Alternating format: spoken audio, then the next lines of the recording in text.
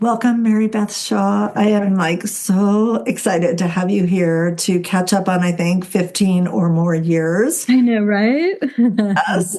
And I'm going to have Mary Beth introduce herself, but I always like to start these heart to heart sessions with lighting a candle and really bringing and calling in the energy of the light. And because it's Mercury Record Day, we are really going to call in that light. And we're going to bring that energy to this call, to this heartfelt conversation. And I'm so grateful you're here. So thank you, Mary Beth, and thank you to the light for being with us today. So Thank you. yeah, please just take a minute and introduce yourself and who you are, and look at all Yeah. those wonderful, juicy paints in the back of Mary Beth. This is like studio session for I sure. know. I feel like I'm sitting in this abundance of gold, like I'm sitting in a golden paint store. I love it. But Awesome. I looked up a bio of myself right before we came on, and I think I'm just going to click over to it real quick if I can find it here. And because it was a nice thing to reread for myself. Isn't that so funny? So I said, and this is my first person bio that I had done this year. I said, I am so lucky to be living my dream. I worked in the insurance industry for many years and finally quit in 2000 to explore my creativity. I have never looked back, and today I fill my days with teaching, managing my company, Stencil Grow products, and making my own art. Mixed media is thrilling to me because of the freedom it offers. I feel like a mad scientist playing with all the options. My process is a dance between spontaneity and intent, and mistakes allow me to detour into new territory. I'm proud to be an educator for Golden Artist Colors and Silver Brush Limited. I founded Stencil Girl Products in 2010. So Ooh. that's it, the little nutshell. And you were kind of there at the beginning, weren't you, Sherry? Oh, Yeah. it's funny because I feel, Mary Beth, like we both kind of came up at the same time. Yeah, we did. And we just reestablished that our deep connection was Tanya Jenny, who was both of our editors, I believe. She was, yes. Yeah. Yeah. And I had no idea you were a golden rep, so that makes sense. I'm one of their educators, and I'm an educator for Silver Brush too, but that's how I have all the paints. I'm serious. Yes, I am an educator, and which was a dream come true when I went through that, the education system with them. I mean, they're my favorite paints, Yes. always and forever. So, They yeah. really are. I mean, for everything, their quality, their translucence, all of that. And I'm not familiar with silver brush. So what is that? Silver brush. Well, this isn't that weird? It's gold and silver. I'm just like, oh my gosh. I mean, I know. Silver Brush Limited, they manufacture fantastic brushes. Some of my favorites are their watercolor line, the black velvet brushes. Look at this one. It's just like you want to just play with it. And but the thing I loved about both of these companies is the education that they have provided for me, because I'm not a college trained artist, and to have companies that will educate me about how to use their products is just beyond my dreams. So awesome. And I'm so grateful that you shared that piece that you're not a college educated, Right. because I was for only photography, but I went to photography school because I couldn't draw the way other people drew, right? Yeah, And yeah. but I had this deep desire, even from childhood. Sorry, I just did my hay for my horses, and I'm dreadfully allergic. Oh no. It's Uh-huh. a labor of love, y'all. But I had this deep desire always to be an artist. I think because I had so many at that time, like I said, I'm going to be 65 in a couple weeks, so many learning issues. And at that time, when we grew up, that was like you were shamed for them versus supported for them.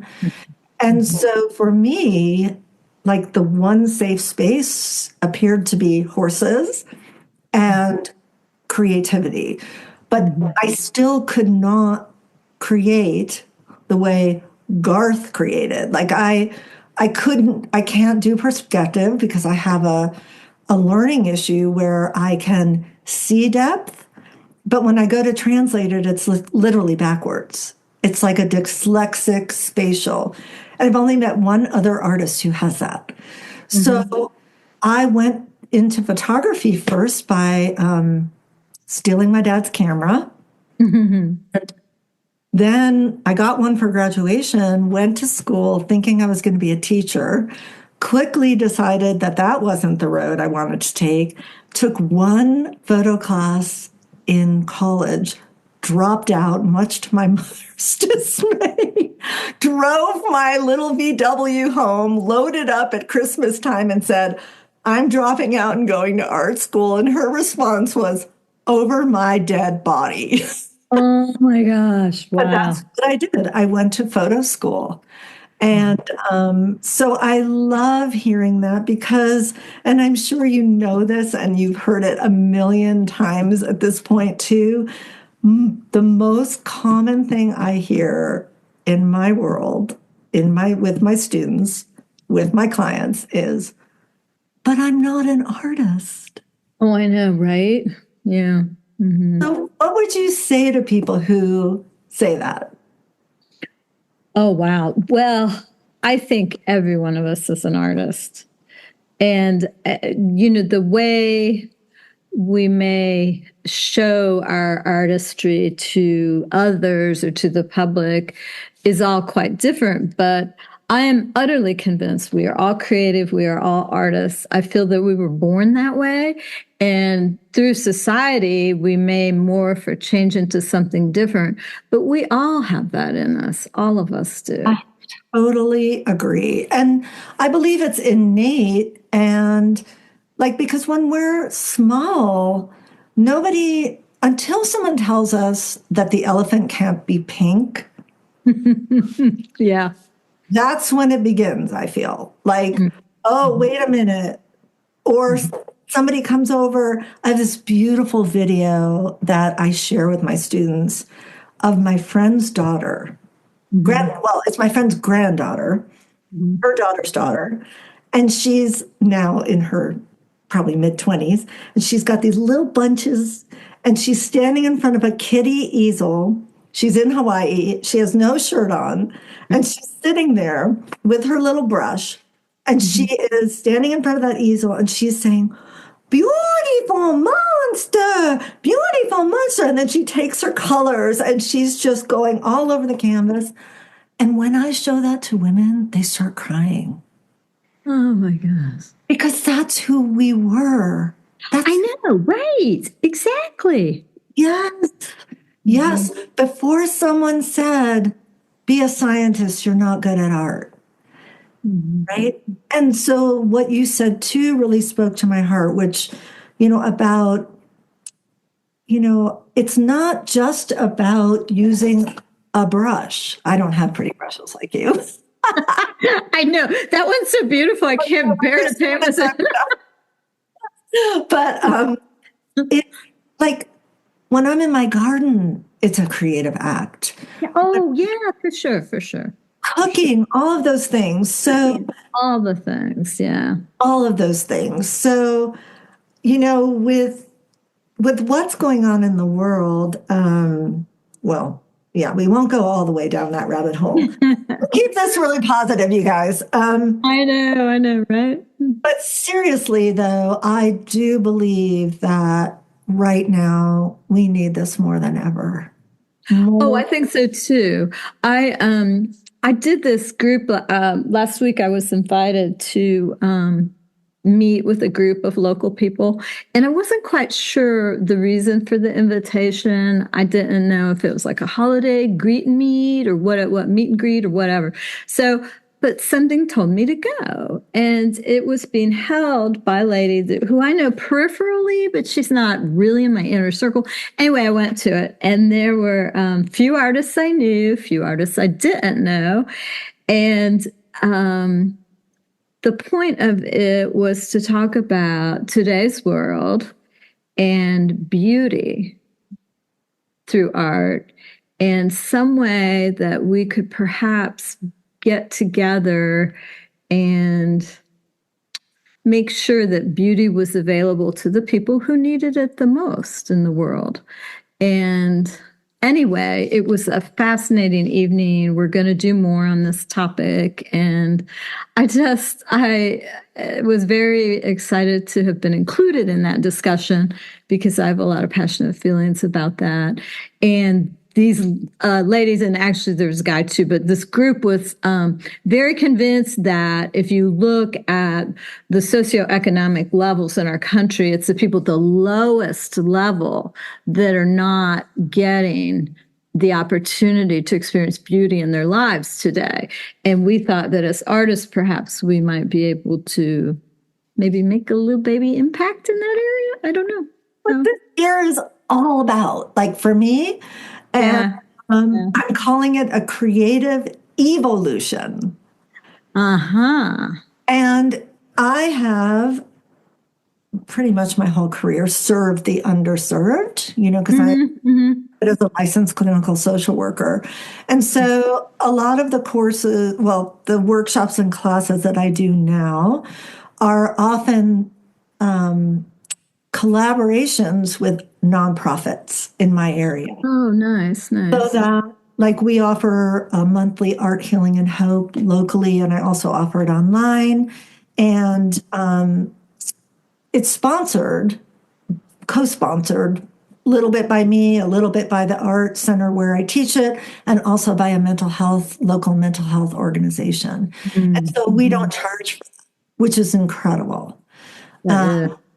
And so there are all these, this is something that I teach in the training is, when I went to clinical social work school, we did the whole thing. We had a couple of internships, but then they sort of just kick you out of the nest. You're like, oh my gosh, like I'm not responsible for people's mental health. Like, right.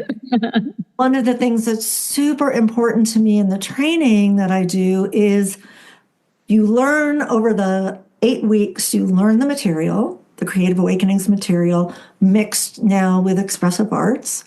And then you have a 4-week practicum where you go out in the world and you have your group and you're doing it, but we're doing like mentorship through that process. So, yeah. So, speaking of the book, let's talk a little bit. I mean, like it is the 15th or more at this point anniversary of the book. Is it really? Oh my gosh. How did that happen?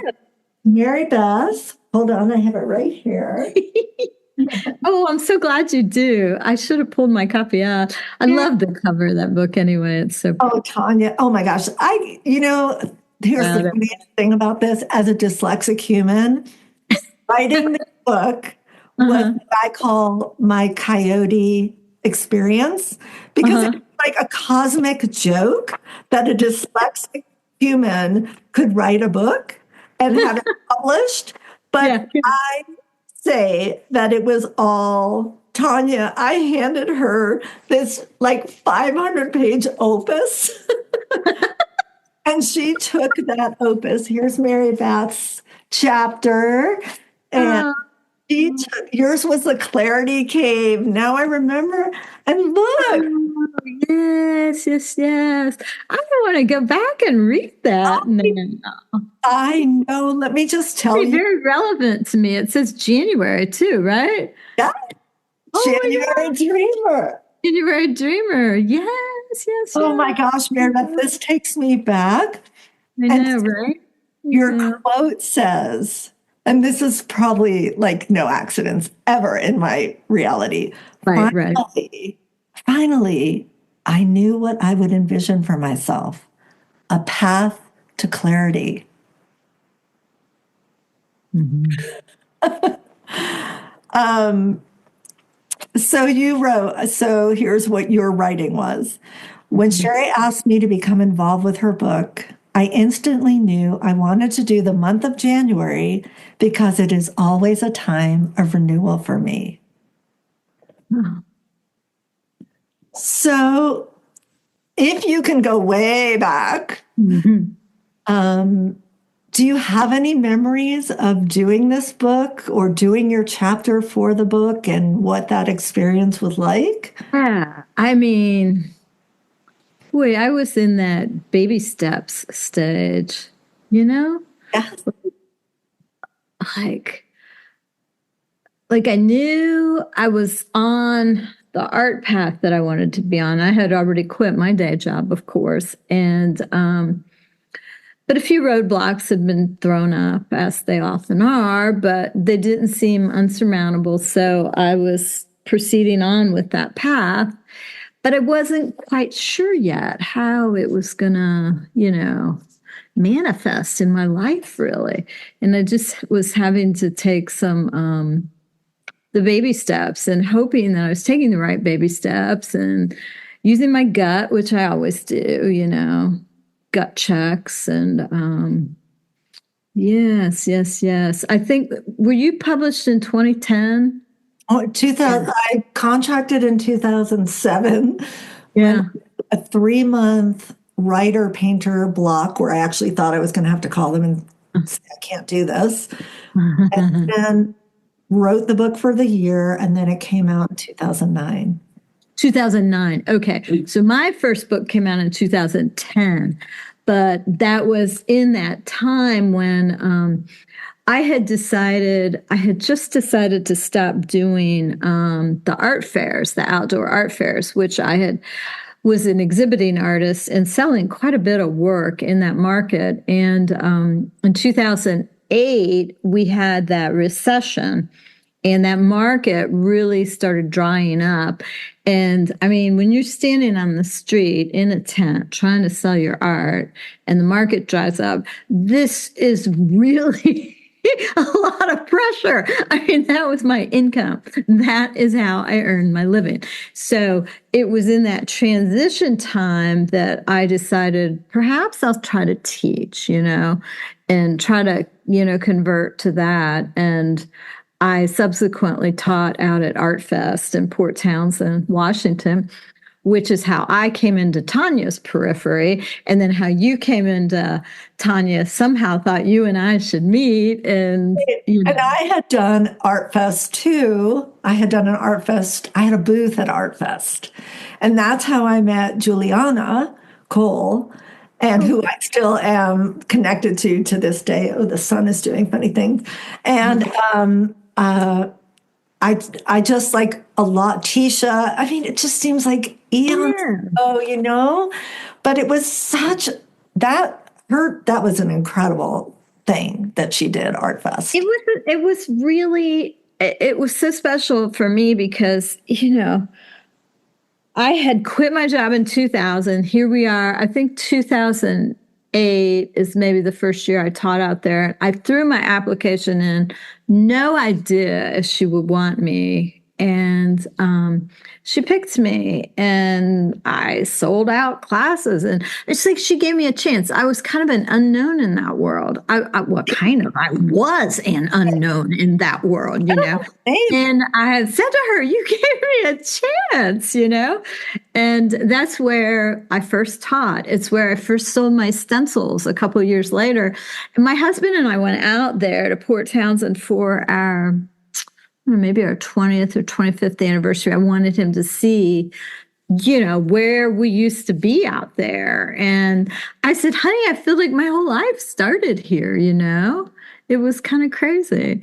that's so And awesome. She gave a lot of artists their start. And, she did. I honestly believe Tanya did that for me. I Tanya did too, because then after she saw me on the teaching roster, she contacted me. She called me out of the blue. And I'm like, and I was like, She said, "Well, I think you have a book in you. I would like to have you write a book." And I absolutely resisted that. Like, oh no, I think not. I said, I don't want to bring a book into the world unless I have something new to add to the conversation. I felt like, yes, I'm a mixed media artist, but if I do this, I really want to bring some fresh perspective because, those were kind of the heydays of these books, Yep. Yeah. that time frame. Remember? Gosh, a lot of good Oh, books. I mean, Kelly Ray came up about the same time. I Yep, think our books were released within 6 months of each I other. think so. Yeah, yeah. And I mean, just seeing where everyone has gone, like you developing your stencils and I mean, I just said to Mary Beth before we actually started recording, like, I look at Mary Beth as somebody who I consider to be an incredible organic businesswoman. Really, like you have, we talked about, we did some coaching together. We did, yeah. And I look at where you've gone and I'm like, wow, I got somehow left way behind in that whole world. But it's like Claudine Helmuth and you and just, Yeah, I feel so blessed, really. I haven't thought about any of this in years, honestly. yeah, And it yeah. feels really timely as I sort of get ready to like pass the torch to the next people who want to carry the torch. Hmm, It hmm. feels so beautiful, Mary Beth, to be talking about this with you. Like to have that sort of like running a movie of those early beginnings. It is really interesting, isn't it? I know. It, I mean, gosh, if you think back to when I was coaching with you, I don't think I was saying, "Oh, I'd like to start a stencil company and have stencils sold worldwide." That was like, no, I hadn't thought about that. But And yeah. I met Tisha because, well, somehow I was on Tisha's rubber stamp thing. And then Uh-huh. I had a dear friend who lived here who decided she was going to open a rubber stamp store. And I was like, a what? And she's like, no, it's like this thing. And I'm like, what are you doing?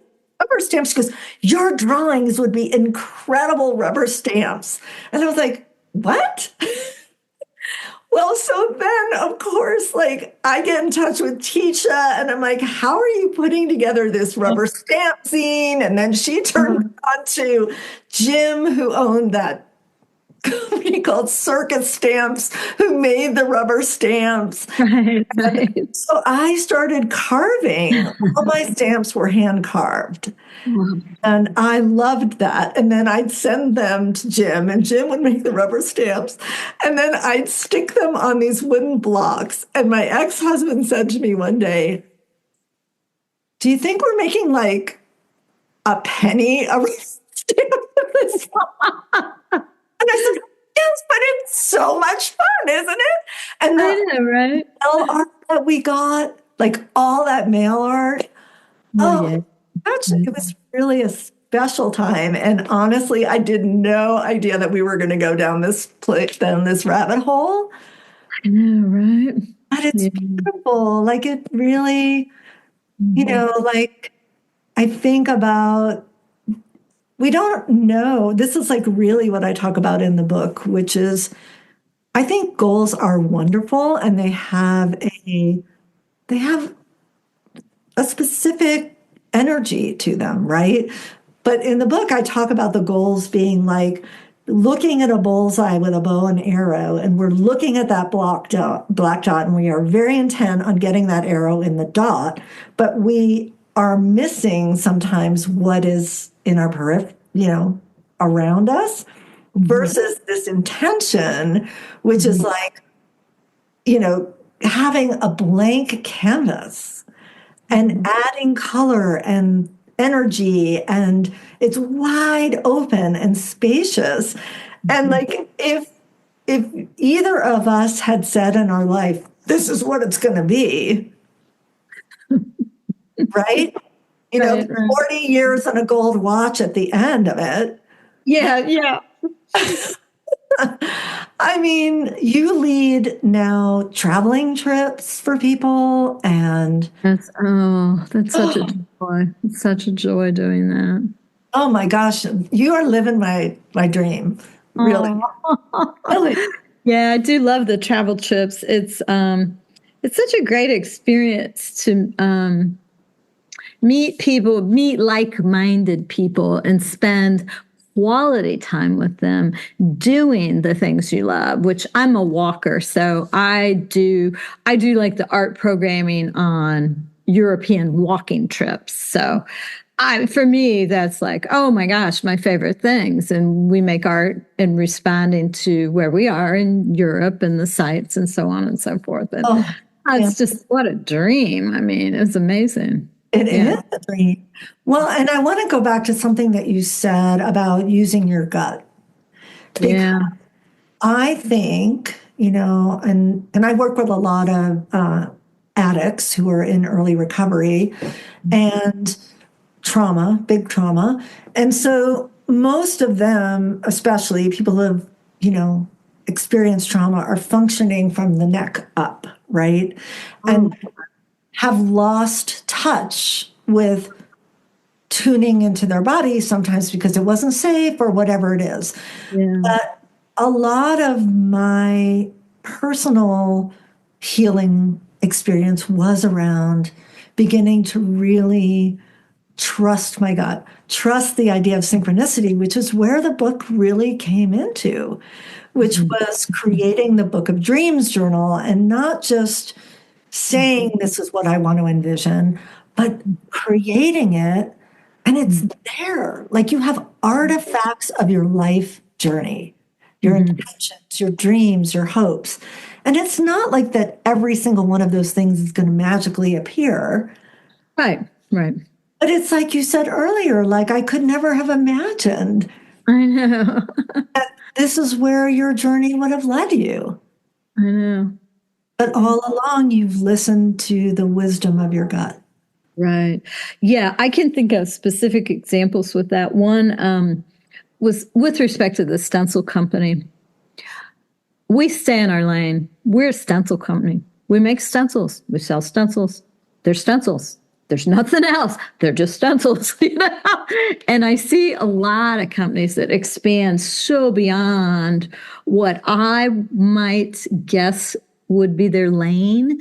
And I mean, maybe people don't understand why I'm as single-minded as I am, but it just makes sense to me, that if you have something that you're passionate about, which I was passionate about stencils, was also passionate about expanding that so that we had artist designers who we pay royalties to, ongoing royalties. It's one of my greatest pleasures is, every year six figures into royalties are paid out to our artist designers. It's You ongoing. It's not like it stops, a legacy, right? I And mean, I love that. I know before I was doing any of this, when I was living just on my art, relying on my art to pay the bills, a little bit of passive income. Oh my gosh, that meant the world. So yeah, that's super important to me. But anyway, that it's that gut thing because there were some times when I would think, well, what if we, invented a special sponge that went with the stencils, or like I'd go off on some hijink down the road somewhere, and then I'd just go, nope, we're a stencil company. That's what we do. so that's another really beautiful piece of advice in a way, because I am somebody who does a lot of different things.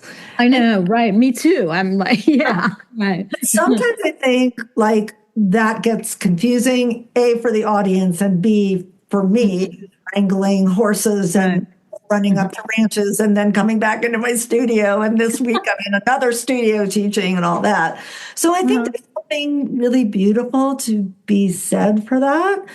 And I love that there's this circle that you are working with energetically for the artists. Like, Oh my gosh, yeah, that's really important to me. And most of our artists, so many of them, they're drawing these stencils by hand. They're not graphic designers. They're like, they don't have that skill set. So nothing against a graphic designer. I'd love to have that skill set, but I just don't. And so a lot of them are like me, they come from a tradition where it's, putting pen or pencil to paper. And yeah. yeah, that's how all my stamps started. Was Oh, I wow. was just crazy little line doodles, Uh-huh. and Yeah. then for me, what they thought they were, and then Andrea's like, those are rubber stamps. I was like, so I'm going to put Mary Beth's contact and her stencil company in the link at the bottom of the YouTube video, so you'll be able to learn more about her and reach out to her. And her stencils are quite delicious, I might say. Oh, thanks. And I like to close up Heart to Heart with, if you had one piece of wisdom that you would share with those folks who are watching today, what might that be? I'm putting her on the spot, you guys. She didn't really know that this was coming. I know. I have some things that I abide by in my business and in my personal life. And one is that I always treat people the way I want to be treated. And I feel like it never is wrong. It's never a wrong thing. You know what I mean? Just treat people the way you want to be treated. And that's pretty easy. Yeah. I think I talked about the trust your gut. For me, it is a true physical feeling. It is a true physical, like I feel it at some level other than the brain. I try to trust my gut and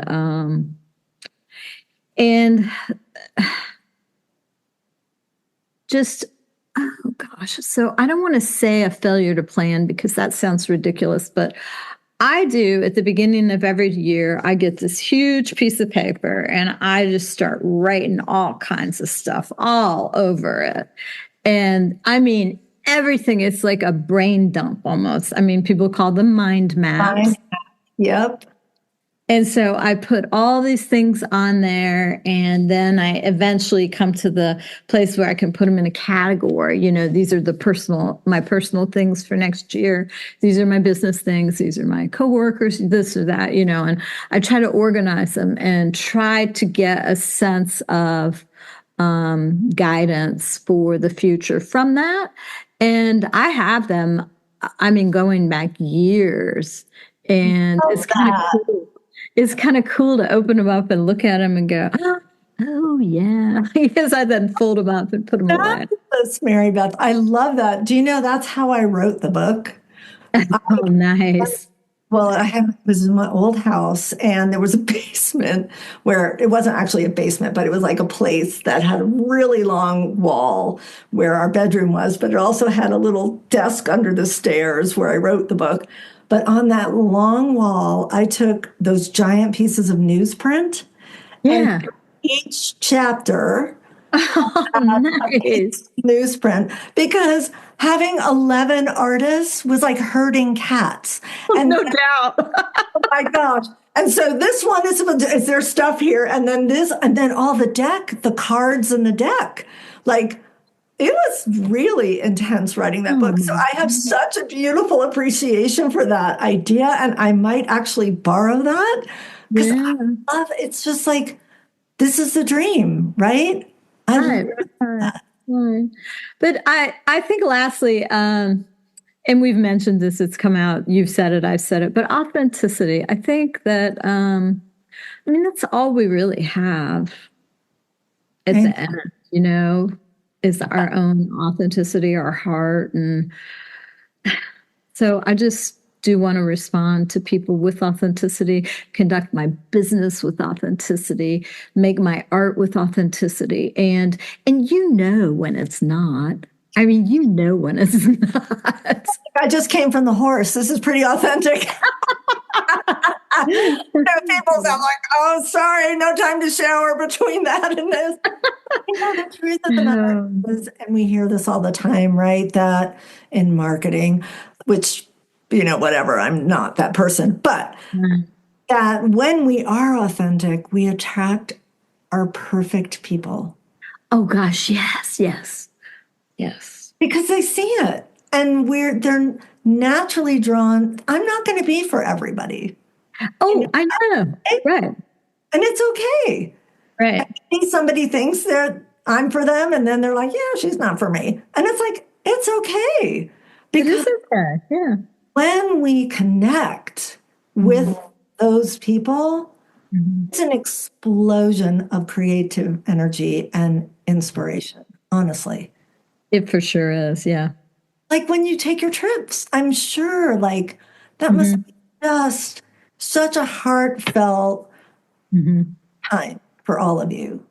Oh, it really is, and it's why the trips are so many of the people are repeats that it's hard to accommodate all of the people that want to go. You know. I want to thank you for reconnecting with me, Oh, you're so welcome. willing to come on and have this conversation with me, to share your beautiful wisdom, to see your awesome studio.